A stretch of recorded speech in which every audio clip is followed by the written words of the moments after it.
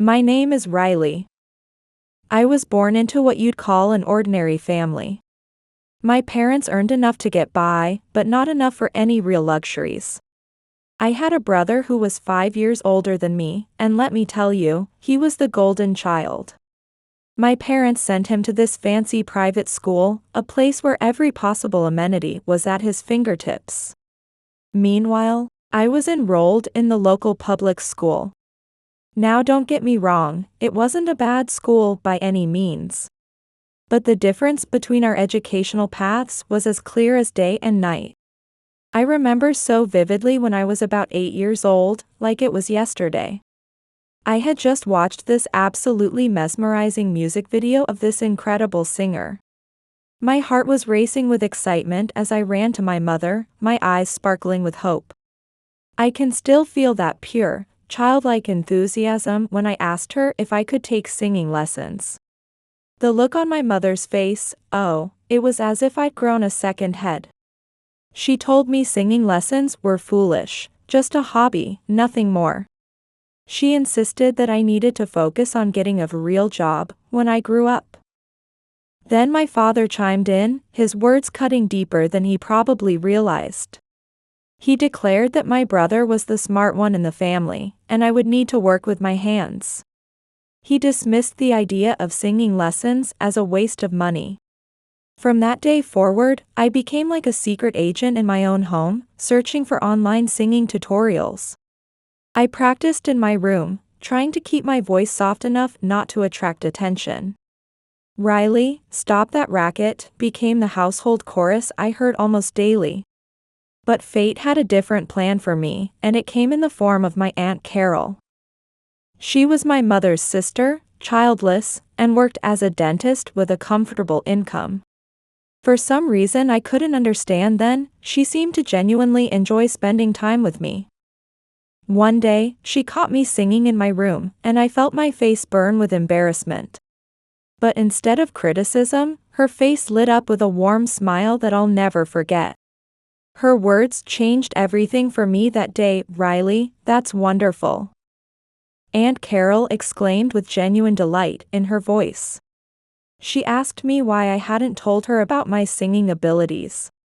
I shrugged my shoulders, feeling the heat rise to my cheeks as I explained how my parents had dismissed it as foolish. I noticed a subtle change in Aunt Carol's expression, though she tried to maintain her composure. She told me it was wonderful, her voice filled with warmth and understanding. Then she suggested something that would change my life forever. She asked how I felt about taking proper singing lessons.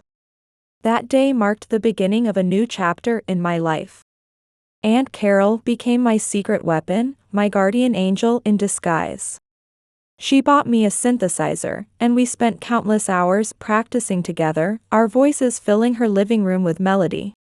It felt like stepping through a magical doorway into a world I'd only dreamed about.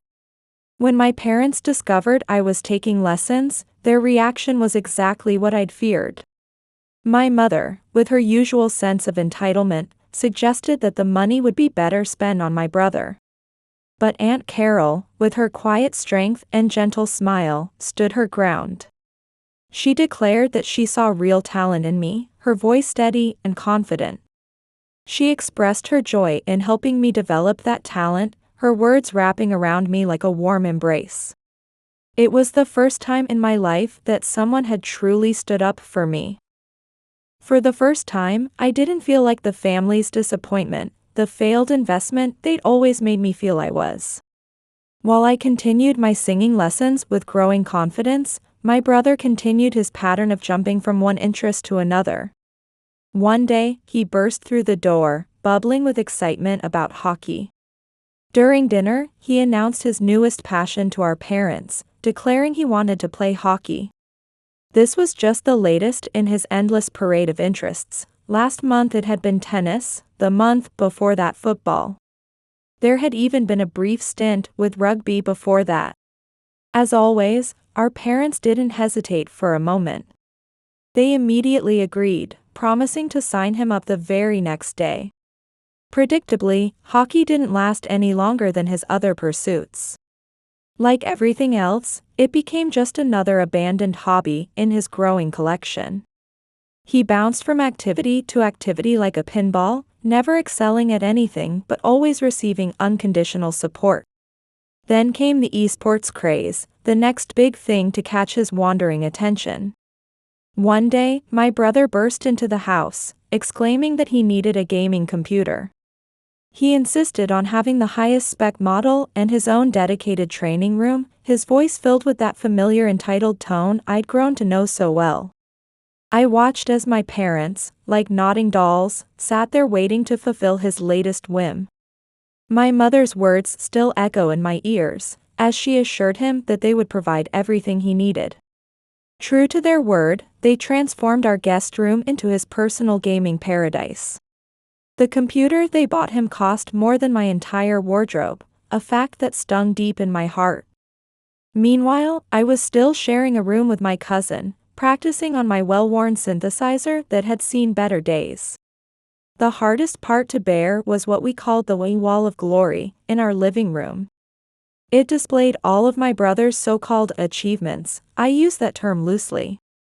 That wall was cluttered with participation certificates from sports he'd quit, academic awards from his private school, and even a Best Smile certificate from his third-grade class photo.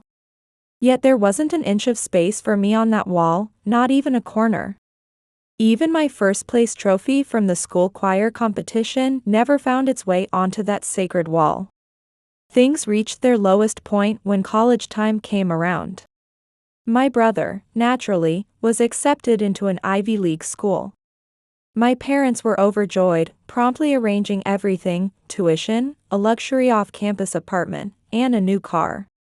4 years passed with him receiving their complete, unwavering support. I buried myself in singing and schoolwork, trying to ignore the glaring unfairness of it all. Aunt Carol remained my constant support, always there with words of encouragement and new songs to learn.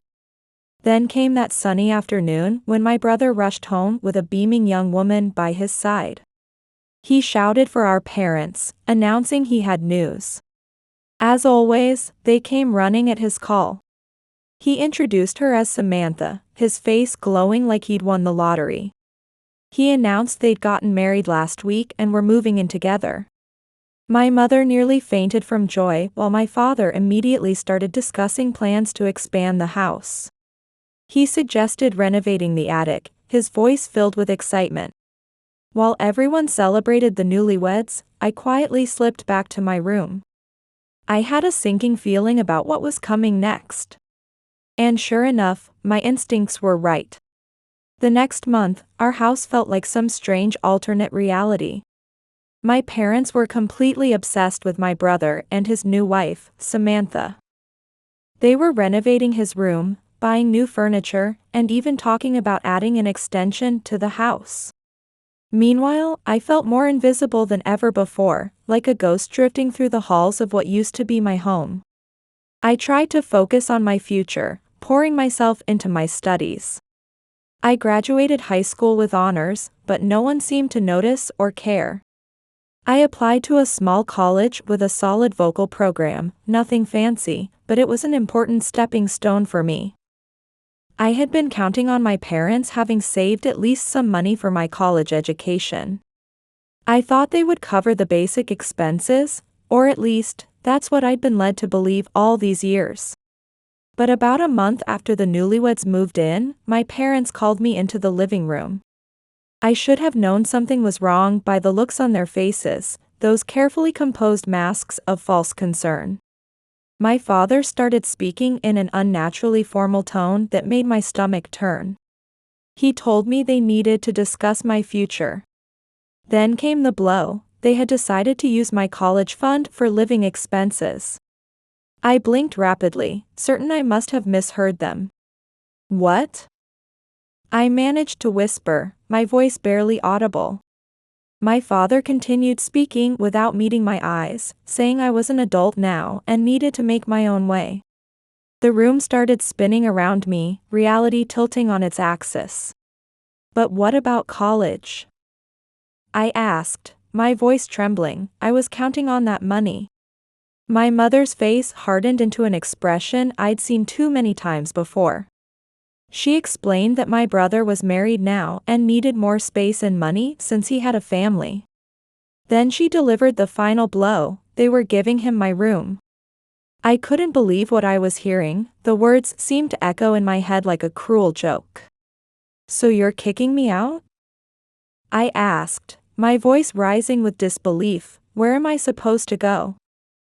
My father suggested I find a job and get my own apartment, his tone as casual as if he were discussing the weather. He added that without money, college wouldn't be possible anyway. Something inside me shattered in that moment, pieces of my trust and love for them crumbling like broken glass. For the first time in my life, I felt real, burning anger toward my parents, a fury that threatened to consume me whole. "This is impossible," I shouted, my voice cracking with emotion. I reminded them that I was their daughter and this was my home too, declaring that I wasn't going anywhere. For a moment that felt like eternity, the room fell into a deafening silence, no one daring to move. Then my mother stormed out of the room, her footsteps echoing through the halls. "This is it," I thought to myself, desperately clinging to hope.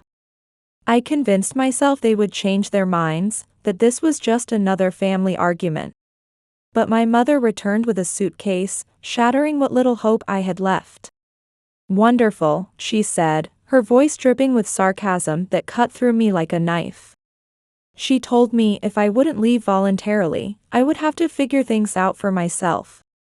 She shoved the suitcase at me, the cold metal handle pressing against my trembling hands. "This is your fresh start," she declared, as if she were doing me a favor. I stood there paralyzed, shock robbing me of words and the ability to move.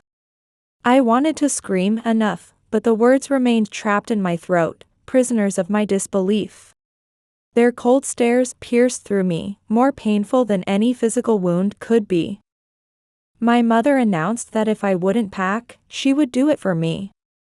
She began grabbing my belongings and throwing them haphazardly into the suitcase, each item landing with a thud that echoed my breaking heart. I remained frozen, watching my life being packed away with such callous disregard. That's when I noticed my brother and Samantha standing in the doorway, their satisfied smirks telling me all I needed to know about their true nature. Something inside me shattered in that moment, a final thread of familial love breaking beyond repair. These people, I realized, were not my family. They were not the loving, supportive people they were supposed to be.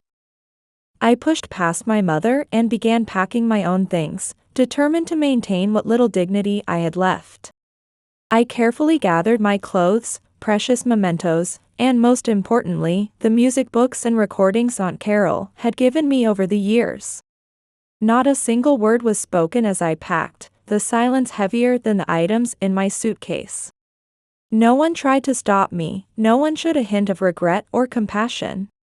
As I dragged my suitcase toward the front door, not a single voice called out to me. I found myself standing in front of Aunt Carol's house, my entire life condensed into one small suitcase. When she opened the door and saw my tear-stained face, she didn't need any explanations. She simply wrapped me in her arms, offering the unconditional love I'd been denied at home. Aunt Carol gently urged me to come inside, assuring me everything would be all right. That night, over steaming cups of hot chocolate, I poured out my whole story to her, every painful detail. She listened intently, her face growing more serious with each word I spoke. When I finished, she took my hands in hers with a firmness that spoke of unwavering support. She told me to stay, her voice filled with the maternal warmth I'd always longed for. She promised we would plan my future together the next day. That night, I slept peacefully for the first time in years, finally feeling I'd found a place where I truly belonged. The next morning, Aunt Carol made an announcement that left me speechless. Over breakfast, she declared she would pay for my college education. She revealed she had been saving money all along to support my dreams. She insisted that this was exactly what the money was meant for. We spent weeks researching colleges, focusing on programs that combined theater and vocal performance. She kept telling me I had a special gift, her eyes shining with pride and conviction. She was determined to find a place where my talent could truly shine. Finally, we found the perfect arts college with an excellent curriculum, everything I dreamed of for years. It was located in a city just a few hours' drive away. When the audition day arrived, Aunt Carol took time off work to accompany me. I gave the performance everything I had, and after a moment of silence, the judges smiled and told me I was accepted. I threw myself completely into my studies, determined to make the most of this opportunity. Every class, every rehearsal, every late-night practice session became my world. I entered every singing competition I could find and performed in every amateur theater production available. No role was too small. If there was a part in a musical, I was there, giving it my all. Before I knew it, 4 years had passed, and I graduated with honors. The standing ovation at my graduation performance felt like a validation of everything we'd worked for. That performance marked the real beginning of my professional journey. Representatives from a major musical theater company had been in the audience, and they approached me after the show. They told me I had tremendous potential, their words filled with genuine enthusiasm. Within days, I found myself signing a contract with one of the industry's leading companies, my hands trembling with excitement. From that moment on, I wasn't just performing in college shows or local theaters anymore. I was on real stages, facing real audiences, living my dream. Being the lead in professional musicals was both terrifying and magical, a mix of fear and pure joy that took my breath away. It was everything I had ever dreamed of and more. Through it all, Aunt Carol remained my rock, my constant source of strength and support. She came to every performance, always sitting in the front row, her proud smile lighting up the entire theater. She was invariably the first one on her feet for the standing ovation, her eyes glistening with happy tears. After each show, we'd go for late-night pancakes, and she'd praise every detail of my performance, her enthusiasm never wavering. Looking at her warm smile across the table, I had a profound realization. This woman was so much more than just my mother's sister. She was the mother figure I had always longed for, the parent I deserved but never had. As we talked about my dreams, she listened with that gentle, encouraging smile that had become my beacon of hope. But as I was preparing to leave one evening, she said something that stopped me in my tracks. She called my name softly, her voice gentle but serious. She told me I had grown into a remarkable woman, and suggested it might be time to reconcile with my parents. She reminded me that they were still my family, her voice tinged with hope and wisdom. I wanted to argue, to reject the very idea, but the hopeful light in her eyes made the words die in my throat. After everything she had done for me, how could I possibly say no? All right, I conceded reluctantly. I'll try, I promised, though my heart was heavy with doubt. The next day, I stood at my parents' doorstep, feeling like a stranger in a foreign land. When my mother opened the door, her eyes widened with shock. She whispered my name as if she couldn't believe I was real. "Hello, Mom," I managed to say, forcing a smile onto my face. I asked if I could come in, my voice barely steady. They let me in, but their cold reception made it clear I wasn't truly welcome. The atmosphere in the house had changed completely, a chill permeating every corner.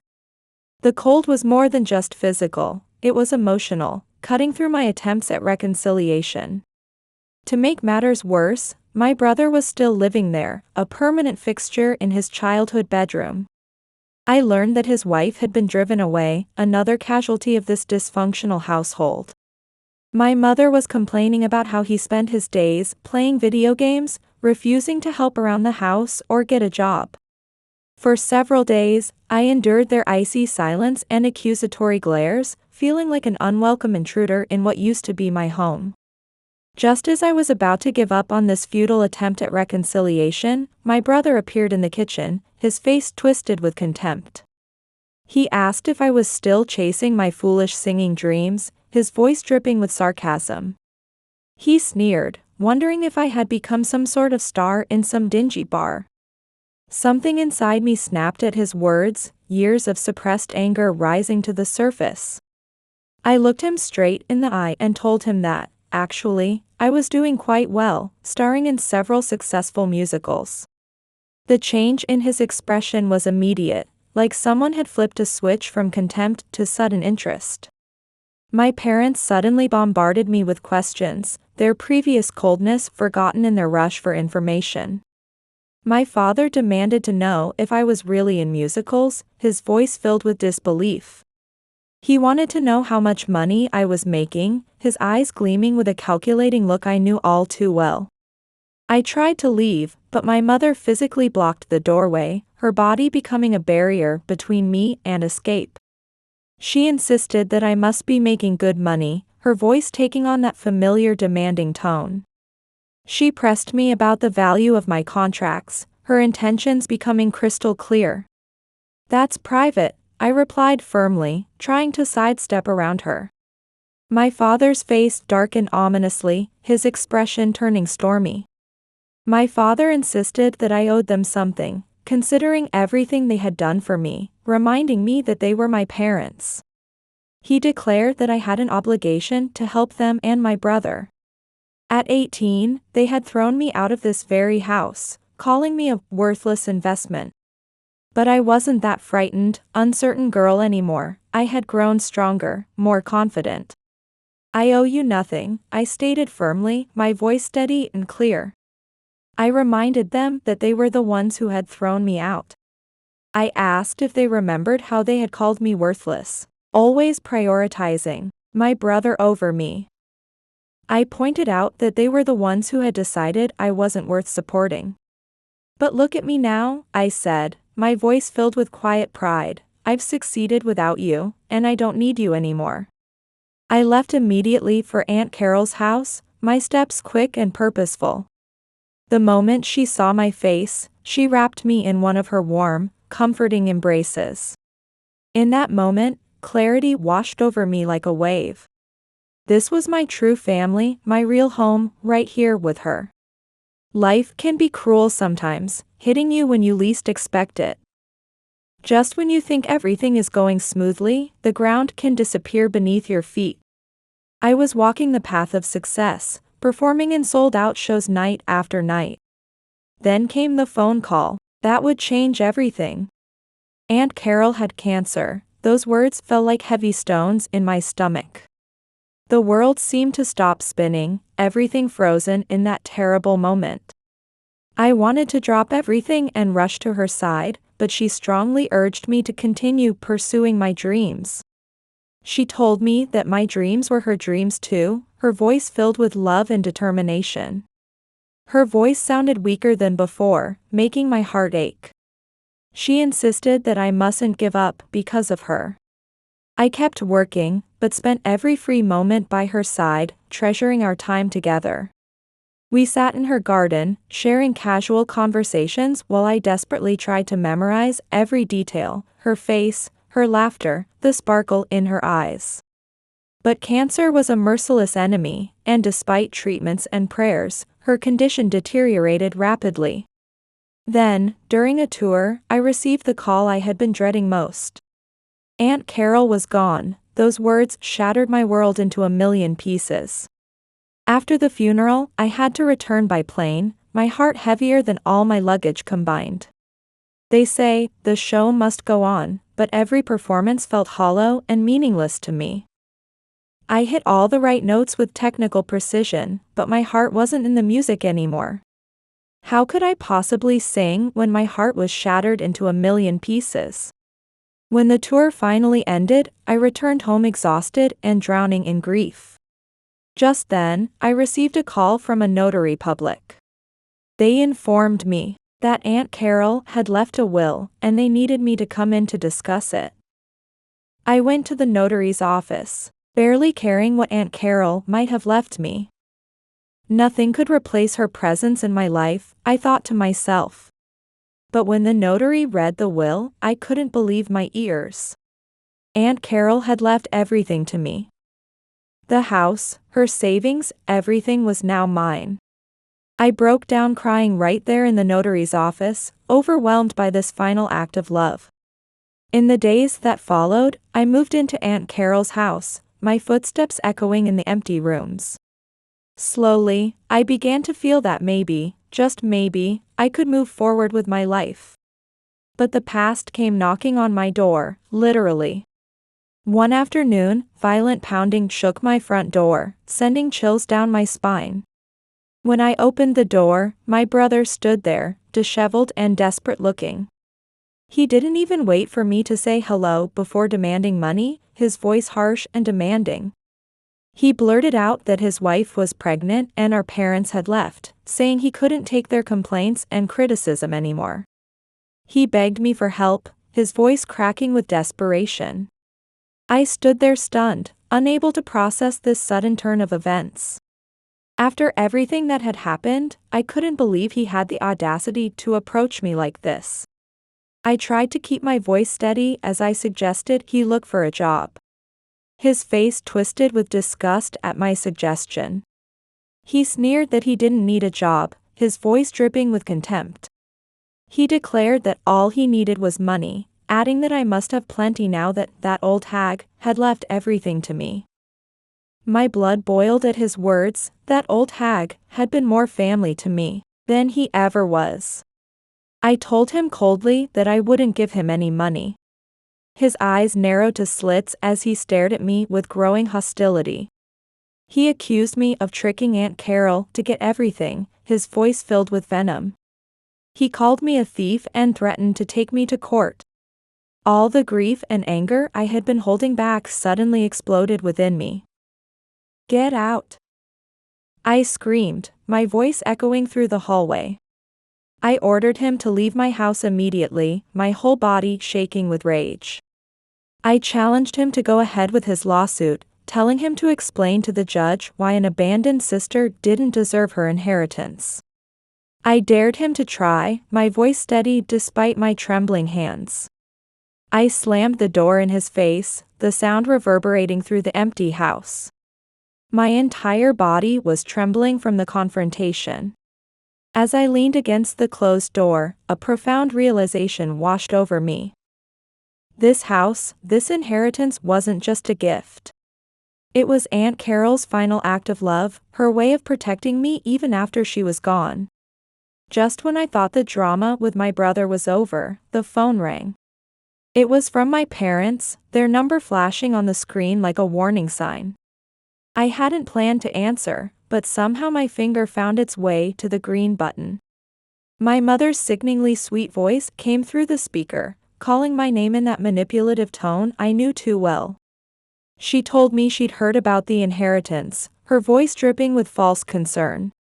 She suggested that I should share it with family, her words carefully chosen. She reminded me that Carol was their relative too, as if that somehow entitled them to anything. I couldn't believe what I was hearing, my hand gripping the phone tighter. "Are you serious?" I asked, my voice as cold as winter. She assured me she was completely serious, her tone becoming more insistent. She claimed they were just saying family should help family, using those words like weapons. She pointed out that I now had plenty, suggesting I should share some with them. That was the final straw, the last thread of my patience snapping. Family? I spat out the word like poison, years of hurt and anger behind that single word. Where was your sense of family when you threw me out? I demanded, my voice rising with years of suppressed pain. Where was your sense of family when you called me a worthless investment? Where was your sense of family when you always chose my brother over me? A heavy silence fell on the other end of the line, thick with unspoken tension. "Let me tell you something," I continued, my voice trembling with righteous anger. I explained that Aunt Carol left everything to me, because she believed in me, her faith never wavering. I reminded them that while they abandoned me, she was there to support me through everything. I told them they had no right to suddenly claim family ties when it suited their needs. I heard my mother's sharp intake of breath, the sound cutting through the phone line. Then came my father's voice, cold and hard as steel. He called me an ungrateful little girl, his words dripping with contempt. He insisted that I owed them something for everything they'd done. I hung up the phone, my finger pressing the button with finality. My hands were shaking, but my heart felt lighter than it had in years. It felt like I'd finally said everything I'd been holding back all these years. But this wasn't the end of the story. The next day, I discovered their posts on social media, my stomach turning as I read. My parents had turned viciously aggressive, writing long, melodramatic posts about how their daughter had stolen her sister's inheritance, calling me a manipulative thief who hadn't even given my aunt a proper funeral. Every word they wrote was a lie, designed to hurt me. The funeral had been beautiful, exactly as Aunt Carol would have wanted. But the truth didn't matter to them, it never had. Their only goal was to wound me as deeply as they could. Relatives I hadn't heard from in years suddenly appeared in my DMs, hurling horrible accusations. Old acquaintances left malicious comments on my photos, their words like poison. It felt like the whole world had turned against me, closing in from all sides. Each day brought new threats and insults, a constant barrage of hatred. My parents created fake accounts to harass me, and when I blocked their main accounts, my brother joined in, spreading ridiculous stories about how I had tricked my aunt out of her money. Then came the rumors that they were planning to take legal action. My brother and parents were all looking for lawyers, determined to contest the will. For a moment, sheer terror gripped my heart. What if they won, I wondered, my mind racing with awful possibilities. What if they took away Aunt Carol's final gift to me, the last piece of her love I had left? I hired my own lawyer as a precaution, my hands trembling as I signed the retainer agreement. But as it turned out, I needn't have worried so much. When I told my lawyer about their threats of litigation, he smiled reassuringly and explained that they had no grounds for a case. He assured me that this will was ironclad and couldn't be contested. He explained that Aunt Carol had been of completely sound mind when she wrote her will, fully understanding her wishes. While they could try to sue, he warned, they would lose and face severe consequences. His words lifted a tremendous weight from my shoulders, like clouds parting after a storm. The law was firmly on my side, a shield against their greed. Aunt Carol's wishes would be honored and protected. While the harassment didn't stop overnight, knowing I was in the right gave me strength to face each day. I began blocking accounts and reporting the worst offenders, taking back control one step at a time. Slowly but surely, public opinion began to shift in my favor. 2 years passed in what felt like the blink of an eye. My days were filled with spotlights, standing ovations, and dreams coming true one by one.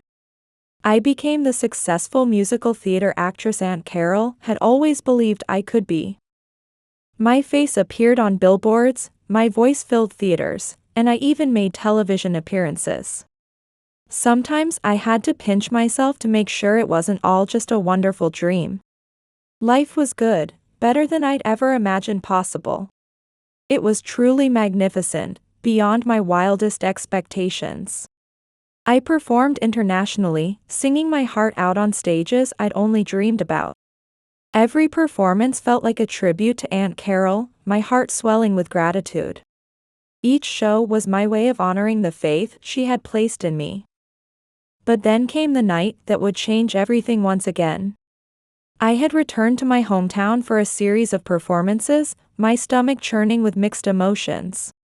The theater was packed that night, the energy electric and palpable. I stood center stage, pouring my soul into a haunting ballad. The audience was completely spellbound, hanging on every note. Then it happened. Suddenly, two figures stood up in the audience, unfurling hastily made placards. Even from the stage, I could read the words clearly. They were accusing me of stealing their money. My heart nearly stopped in my chest as I recognized those voices I would know anywhere. They belonged to my parents, the very people who had thrown me out years ago. My father's voice boomed through the theater as he called me a thief. He shouted that I had manipulated my aunt to steal the inheritance. The magic of the performance shattered as whispers rippled through the audience, turning into a confused murmur. My fellow cast members froze, uncertain how to proceed in this unprecedented situation. I stood there, rooted to my spot on the stage. As the spotlight continued to shine on me, I felt myself transform back into that frightened 18-year-old girl for just a moment. But that moment of vulnerability lasted only seconds. While security moved to escort my parents out and the stage manager frantically tried to regain control, something inside me snapped. This was my stage, my life, my moment, and I wouldn't let them steal it from me. I took a step forward and addressed the audience with a clear, strong voice. I apologized for the interruption, my voice steady and professional. I explained that these people were my estranged parents who had been harassing me for years. Then I added that their actions no longer had power over me. I told the audience that every time I stood on this stage, I was living my dream. I declared that no one could take that away from me, my voice ringing with conviction. The theater fell silent for a moment before applause began to build. The applause grew louder and louder until it became thunderous, drowning out my parents' shouts. Security finally managed to remove them from the theater. We finished the performance, and it turned out to be one of the best shows of my life. Every note, every movement felt like an act of defiance, proving I belonged exactly where I was. The next morning, I called my lawyer with determination in my voice. I told him I'd had enough of this harassment. I declared it was time to end this completely and finally. We prepared to go to court, armed with years of evidence. We had years of evidence stacked against them, documenting every cruel action. Social media posts, threats, messages, and testimonies about their harassment, it was all there, telling our story in black and white. The verdict came as no surprise to anyone in that courtroom. The judge issued a restraining order against my parents, his gavel falling with finality. This legal barrier would prevent them from contacting me, coming near me, or attending any of my performances. In the years that followed, my career soared to heights I'd never imagined possible. I traveled the world, performing in cities I'd only dreamed about in my darkest days. Each new stage and every fresh audience brought a thrill that never grew old. My parents and brother faded into distant memories, like old photographs losing their color. They became faces I wouldn't even turn to look at if I passed them on the street. They were no longer characters in my story, just footnotes in a chapter long closed. Instead, I built a new family, one chosen with love rather than bound by blood. My fellow performers and friends stood by me through triumph and tribulation alike. The fans who found solace in my music became part of my extended family, their support unwavering. And at the heart of it all remained the memory of one remarkable woman. She was the one who had seen that first spark in a young girl's eyes and devoted everything to turning it into a flame that would light up stages around the world.